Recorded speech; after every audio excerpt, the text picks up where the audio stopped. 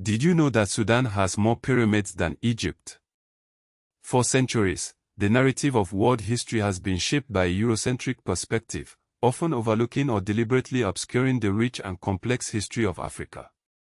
Today, we delve into the African history mystery, exploring lost kingdoms, suppressed narratives, and the enduring legacy of a continent that shaped human civilization.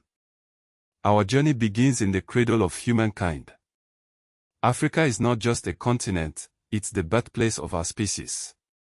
The oldest widely accepted hominin fossils have been unearthed here, writing the story of human origin. Sahelanthropus caudensis, discovered in Chad, dates back a staggering 7 million years. And then there's Lucy, the Australopithecus afarensis fossil found in Ethiopia, a 3.2-million-year-old ancestor. These discoveries confirm Africa's pivotal role in the dawn of humanity, with the major out-of-Africa migration of Homo sapiens occurring around 60,000 to 70,000 years ago. But Africa's contribution to history extends far beyond prehistory. We travel to present-day Nigeria, to the Kingdom of Benin. In February 1897, British forces launched the Benin Expedition, a brutal campaign that culminated in the capture of Benin City and the deposition of Oba Ovanramon Nogbesai. But the most devastating consequence of this invasion was the looting of thousands of artworks, now known as the Benin Bronzes. These weren't mere decorations. The Benin Bronzes were a state archive, meticulously crafted from at least the 13th century onward. They encoded royal lineage, court rank, ritual authority, military power, and diplomatic achievements. They served as a historical visual record, preserving the kingdom's story in metal and ivory.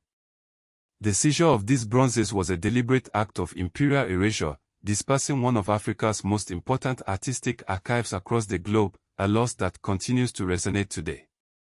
From the lush landscapes of West Africa, we journey south to Zimbabwe, where the imposing ruins of Great Zimbabwe stand as a testament to African ingenuity and statecraft. This city, built between the 11th and 15th centuries, features massive dry stone walls constructed without mortar. The Great Enclosure is one of the most iconic structures. At its peak, Great Zimbabwe supported thousands of inhabitants, serving as a major political and economic center. For decades, colonial-era writers falsely attributed its construction to foreigners like Phoenicians or Arabs, driven by a politically motivated agenda to deny African capabilities. But archaeological evidence has definitively proven that Great Zimbabwe was built by ancestors of the Shona-speaking peoples, a clear demonstration of African engineering and architectural prowess. Our exploration continues westward to the Mali Empire, which flourished from the 13th to the 16th centuries. The empire's most famous ruler, Musa, reigned from 1312 to 1337. His pilgrimage to Mecca in 1324 became legendary because of the sheer wealth he displayed. Arabic sources describe the economic shockwave his caravan unleashed, flooding the Mediterranean world with gold. Musa's pilgrimage introduced massive amounts of gold into circulation and affected markets. Some popular retellings exaggerate the Cairo episode, but the event's impact on trade and monetary systems cannot be denied. Next, we sail to the East African coast, where the medieval Swahili city-states thrived. From the 10th to the 16th centuries, cities like Kilwa Kisiwani, Mombasa, Malindi, and Zanzibar prospered through trade across the Indian Ocean. Kilwa, visited by Ibn Battuta in 1331, became especially powerful. The Swahili coast was a cosmopolitan hub, deeply connected to global trade networks. Older scholarship often claimed the Swahili coast was founded by Persian or Arab settlers, but archaeology now reveals that the Swahili were fundamentally African peoples who incorporated Islamic and Indian Ocean influences, a powerful blend of local development and global exchange. Further north, in present-day Sudan, lies Nubia, home to ancient states such as Kama, Napeta, and Meroe. The Kingdom of Kush was a major African civilization that even ruled Egypt as the 25th dynasty. One of the greatest mysteries of Nubia is the Meroitic script, which remains only partially understood. This unresolved puzzle represents one of Africa's major historical challenges. The city of Meroe is also associated with large-scale ironworking. While some other claims may have exaggerated its industrial capacity, it was undeniably a significant production zone. Its iron and trade networks helped sustain Kushite power. And let's not forget that Sudan has more pyramids than Egypt, built for Kushite and Meroitic elites. We then travel east to the Kingdom of Aksum, which emerged in present-day Ethiopia and Eritrea, flourishing from the 1st to the 10th century CE.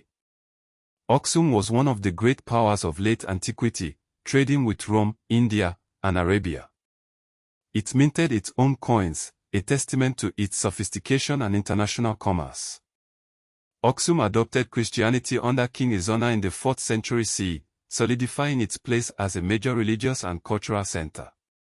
Finally, we journey to the Lake Chad Basin, where the Saw civilization flourished from roughly the 6th century BC to the 15th century CE. Archaeological evidence reveals terracotta sculptures, iron tools, pottery, and ornaments. Their language and full political organization remain uncertain, presenting another intriguing historical puzzle. Oral traditions among later groups, including the Kotoko, preserve memories of the Saw, offering glimpses into their lost world. These examples demonstrate the complexities of Africa's unwritten histories, where many societies relied on oral traditions, colonial powers destroyed local records, and some scripts remain undeciphered.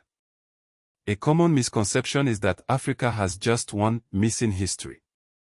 In reality, Africa has many histories, each deserving of recognition and study.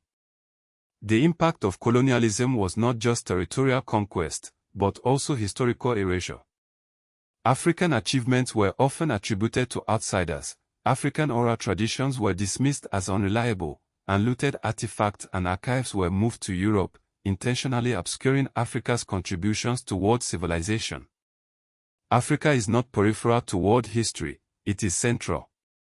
From human evolution to the rise of ancient states, from Indian Ocean and trans-Saharan trade to global gold flows, Africa has shaped the world we live in today. African empires were not isolated. They were integrated into international systems.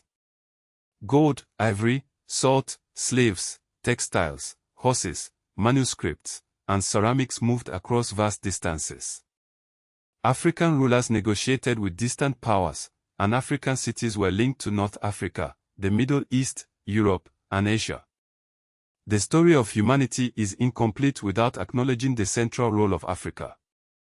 By deconstructing colonial narratives and embracing the wealth of archaeological and oral traditions, we can begin to understand the true scope of Africa's contribution to human history.